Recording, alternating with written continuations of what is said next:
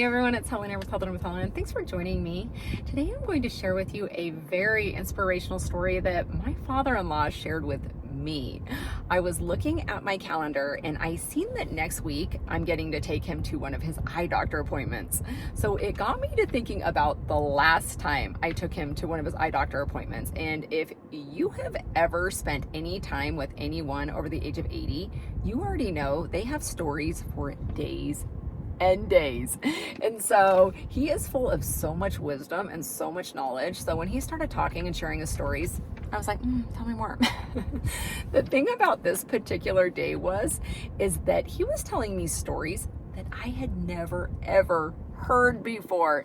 They actually impacted me so much to the point where we are sharing this story together today.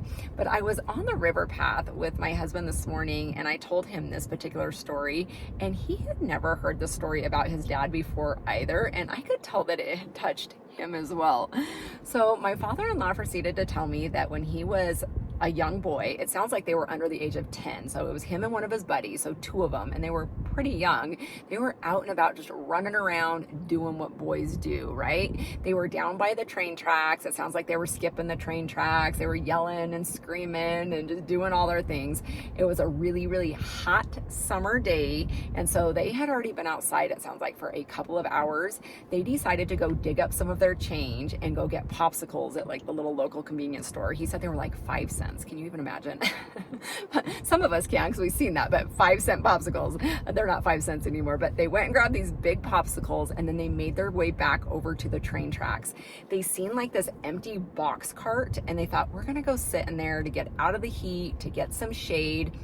Well, they got a bright idea. You already know what's going to happen. It's like, let's shut ourselves into this box cart. That way the heat really can't get to us. Well, we know what happens. It went down. It ended up latching. Here you have two young boys that are stuck in this box cart.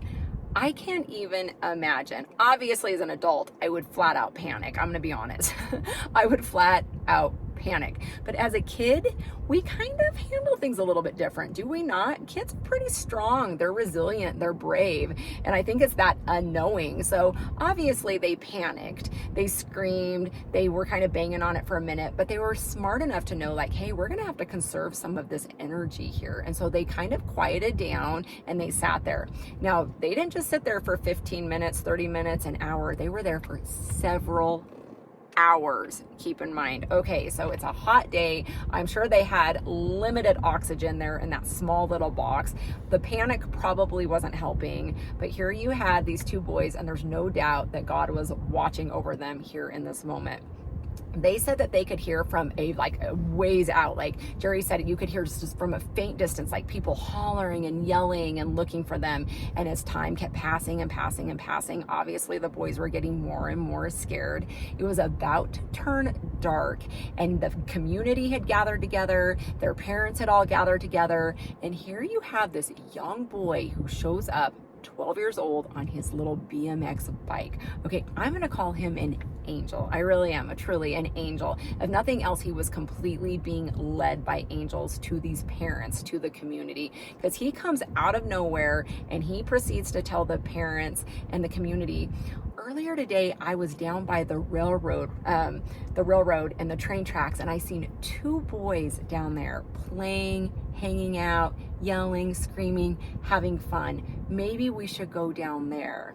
Well, obviously everybody made their way down to the tracks, and they ended up finding the boys safe and sound and saved their lives. So this 12-year-old angel who appears, who just happened to be down there himself earlier in the day and came across all these people many, many hours later and said, hey, wait a minute, maybe those are the two boys that these people are looking for. He saved their lives. And my father-in-law recognized that, because he actually said, there was something very, very special about that kid, because I guess that kid a short time later ended up getting killed. He ended up dying.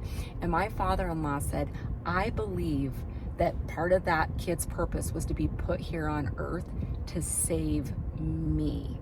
My father-in-law is almost 85 now, and he said, I got to see generation after generation after generation. He is a retired fireman. He had a son. Well, he's had a couple sons, but one of his sons, retired fireman, captain as well. So he has went on to save lives, see family members of his save lives. His other son was in the military, and he said none of that would have been possible had that 12-year-old boy not come, seen us, told the parents, and obviously we were saved. And so he gives him that, like that glory. He's just like, I believe it was an angel. I believe there was something special about him. He was placed here to save us. I believe that was one of his sole purposes here on earth, was to save us. And that to me gives me goosebumps. It gives me goosebumps, because if you really stop and think about it, it's just like God uses every single thing. And here you have this beautiful boy who obviously was at the right place at the right time, and then was at the right place at the right time again many hours later in a completely different part of town, and able to tell them, hey, I seen two boys earlier by the railroad tracks. That's not a coincidence. That is a miracle. It is a miracle. And just listening to my father-in-law talk about him to this day, his eyes teared up. He knew that kid was special. And the fact that he obviously didn't get to live a very long life, it sounds like he died shortly after that.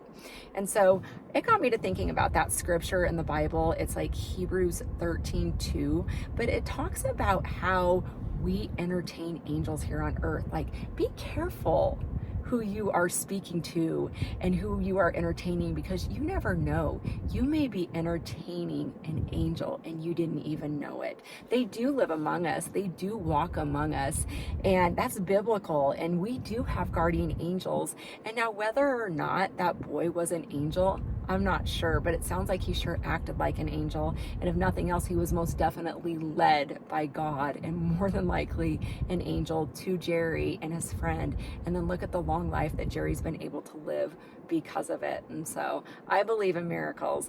I wanted to inspire you with this story. And Jerry is such a special man, as I just told you. He's a retired fireman. He's done so much for his community. He's 85 now, and he's still alive, and he's thriving, and he's a great father, great grandpa. He was a great husband. He was married for over 50 years, and he's still, to this day, he shows up every day at my house, and he picks up my dog, and he takes my dog out to the horse pasture. He has his own horses, and he feeds them, and I believe that that's part of living a full life. It's just, you keep going, you keep moving, you keep doing, and he does that. And it's just, I have been so blessed to see so many family members live these long, wonderful, prosperous lives, and he's one of them. But my grandma is 98 years old, which is amazing. To this day, I'm convinced that she is going to be on a Smucker's jelly jar, for real. I just know it. She's got like the best genes. I'm like, Grandma Helen is going to be on the Smucker's jelly jar, if they still do that. And if they don't do it, you should be doing it. I'm gonna have to check it out. But she is just, she's beautiful, and again, she's full of life and stories, and I love visiting with her because sometimes I'm in those stories, so I'm always like, oh, I remember that. So I absolutely love when they share these stories. And her brother just passed away, 100 years old. He lived to 100 years old, and I'm telling you, he lived a full life. Up until the very end, he was golfing. He had a sports car that he was driving around in, not being driven in, driving himself.